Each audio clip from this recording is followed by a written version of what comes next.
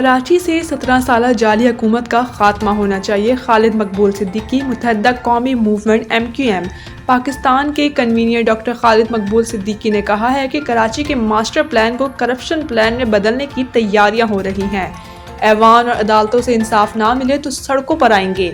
اس شہر میں 17 سالہ جعلی حکومت کا خاتمہ ہونا چاہیے۔ کراچی میں گورنر سندھ کامران ٹیسوری اور ڈاکٹر فاروق ستار کے ہمراہ پریس کانفرنس کرتے ہوئے ڈاکٹر خالد مقبول صدیقی نے کہا کہ کراچی کے ماسٹر پلان کو کرپشن پلان میں بدلنے کی تیاریاں ہو رہی ہیں۔ عام شہریوں کے مسائل پر ہمارے وکلاء عدالتوں سے رجوع کرتے ہیں۔ ہم عدالتوں سے رجوع کر کے قانونی چارہ جوئی کریں گے۔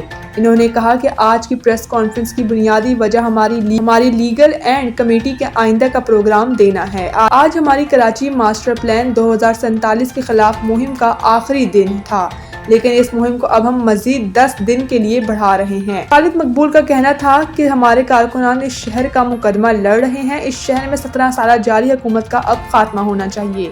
انہوں نے کہا کہ ہم نے اس حکومت میں رہ کر کراچی اور حیدرآباد کے لیے پیکج لیا ہے۔ 77 سال کے بعد حیدرآباد میں ایک یونیورسٹی قائم ہوئی ہے اور کراچی کے کئی کالجز کو یونیورسٹی کا درجہ دیا جا رہا ہے۔